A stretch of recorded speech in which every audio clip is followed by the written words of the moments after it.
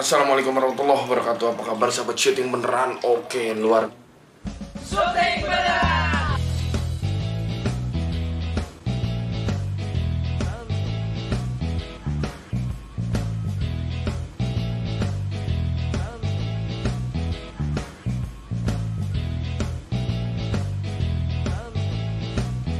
biasa banget. Hari ini teman-teman kembali lagi gue bikin video tentang pembahasan yang lagi viral pasti ya.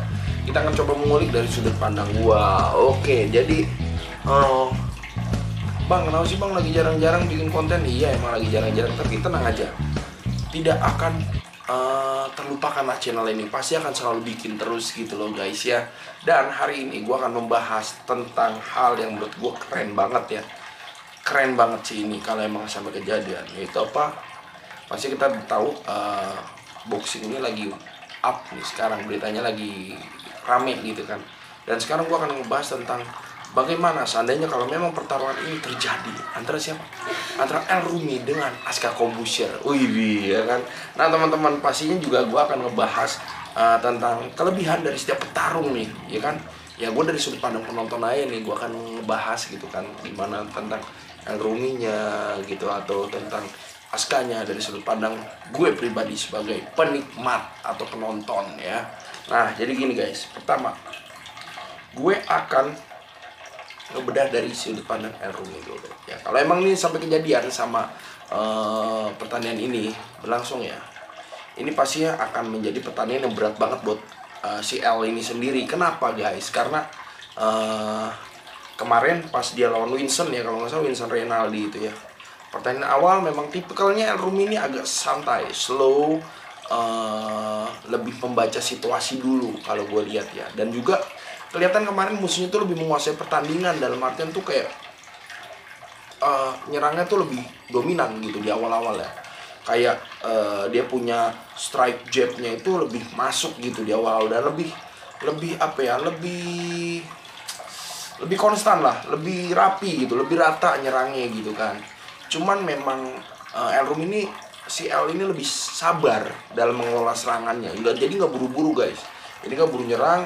Tujuannya mungkin selain untuk membaca situasi, mungkin juga untuk mengirit stamina, jadi supaya nggak begitu terlalu capek dan dibuang gitu kan. Karena kita tahu memang boxing itu capek banget pastinya. Nah oleh karena itu dia mencoba untuk mengulur-ngulur, membaca situasi, tidak terlalu memforsir tenaga di awal gitu.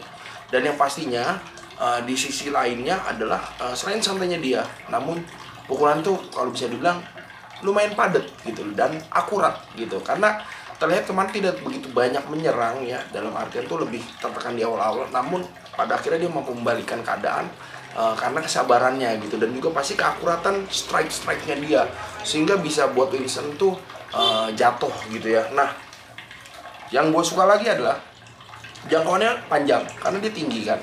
Nah jadi itu bisa menjadi salah satu faktor yang menentukan juga gitu, karena jangkauan panjang itu paling tidak ada nilai lebihnya dalam hal jarak, ya kan. Jadi itu nggak begitu terlalu nggak begitu terlalu ngambil resiko untuk mendekati lawan gitu loh. Dan ini yang gue lihat kayak gitu. Jadi ini akan menjadi menarik sekali gitu, dan gue akan coba bahas dari sudut pandang kelebihan Aska Kobusher sendiri. Nah Aska Kobusher sendiri ini kalau gue lihat seperti apa ya, dia tuh, gue nggak tahu kenapa gue ngeliat dia tuh kayak tipikalnya kayak Terminator Rise of the Machine, tau gak lo, zamannya Arnold masih film-filmnya gitu kan. Gue ngeliat dia tuh kayak tatamannya tajam, dingin, tapi nggak mundur men, dan pukulannya tuh kencang, terus mantep gitu, solid gitu pukulannya. Dan ini bisa menjadi bahaya sekali gitu kalau El seandainya jadi bertanding sama Aska terus dia lengah. Ini bahaya sekali, karena bagaimanapun juga Aska ini kalau gue lihat lebih bertenaga, lebih powerful, dan juga lebih terlatih kali ya kalau gue lihat ya. Karena memang hari-harinya Aska ini kan nggak pernah lepas dari gym, boxing, dan juga apalagi dia bisa treatment latihan bareng sama ayahnya, ataupun dia juga punya pelatih sendiri gitu kan. El pun punya, tapi yang gue lihat kayaknya rutinitasnya, konsistensinya itu jauh lebih tinggi si Askanya ini gitu kan. Dan itu bisa menjadi tekanan juga untuk Asuka-nya. Misalkan seandainya nih dia bisa tertekan lawan El Rumi gitu. Tapi menurut gue ini pertandingan akan menjadi kompleks sekali, akan menjadi seru banget ya kalau emang kejadian gitu ya. Kalau emang kejadian nih, ini pasti kalau dari sudut pandang gue kembali lagi terulang. El Rumi akan lebih cermat melihat situasi dan kondisi, sementara pasti Asuka ini akan lebih terlihat dominan dan menguasai. Dan balik lagi, finalnya menentukan adalah bagaimana emosi dan juga konsentrasi mereka yang menentukan. Karena pemain kalau udah terlanjur emosi, nggak dikontrol apa segala macam, biasanya akan lebih cepat capek, akan lebih cepat nggak bisa berpikir jernih, dan di situ akan lebih cepat masuk pukulan-pukulan musuh. Nah ini akan kita nanti nih, apakah L dengan ketenangannya atau Asuka dengan powerfulnya dia yang akan memenangkan. Kalau emang jadi gitu ya, dan gue berharap sih kalau emang jadi, ini bisa menjadi tontonan yang sangat spektakuler dan menghibur pastinya. Dan juga pastinya bisa juga sebagai motivasi untuk anak-anak muda lainnya yang sedang memang lagi asik terjun ke entah itu dunia kickboxing, tinju sendiri maupun Muay Thai dan lain sebagainya, MMA ya. Bisa menjadi patokan dan barometer lah paling nggak untuk anak-anak seusia mereka, paling tidak harus seperti itu gitu loh. Dan pasti di sisi lainnya, siapapun pemenangnya, mereka berdua ini merupakan petarungnya sangat hebat. Dan juga kalau gue boleh bilang keren lah, berani gitu, punya kemampuan dan berani diperlihatkan gitu. Dan bisa menjadi pastinya tontonan yang memotivasi lah kayak gitu. Dan ini gue sangat tunggu-tunggu sekali, Asuka Kobusier lawan El Rumi. Kalau yang kejadian, ini keren dan pasti bisa menjadi tontonan yang menghibur, penuh motivasi, serta pasti mendidik ya, mendidik dalam artian dalam dunia circle tinjunya, olahraganya ada hal positif gitu, daripada berantem gak jelas kan, tawuran nih anak sekolah saat ini nonton kayak gini, bisa tersalurkan kayak gitu. Dan pastinya juga gue pribadinya udah umur segini melihat mereka tuh termotivasi lagi. Jadi sebenarnya tidak memotivasi hanya kepada yang muda, tapi yang tua juga bisa termotivasi kayak gitu. Dan pastinya mereka berdua merupakan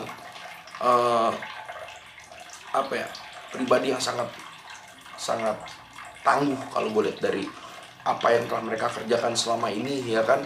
Persiapan pertarungan sebelumnya gitu kan, antara Asuka Kobusier melawan Vicky Prasetyo maupun El Rumi lawan Vincent Rinaldi gitu kan, mereka udah berarti dengan maksimal. Dan kelihatan banget mereka tuh tidak setengah-setengah dalam menjalani satu hal gitu yang menurut mereka, wah ini gue suka, ini passionnya kayak gitu. Nah semoganya ini bisa menjadi kenyataan dan kita bisa lihat siapa pemenangnya. Tapi terlepas dari siapa pemenangnya, mereka sudah menjadi pemenang untuk diri mereka sendiri kayak gitu guys ya. Pokoknya sukses terus untuk mereka berdua, dan semoga kita bisa termotivasi menjadi seperti mereka gitu kan, bisa semangat dalam melakukan aktivitas olahraga gitu kan ya, bisa lebih ada tujuannya gitu. Dan ya pastinya sukses lah kayak gitu. Oke, thank you, sampai ketemu lagi di video selanjutnya. Gue kayak komentator beneran ya, asik.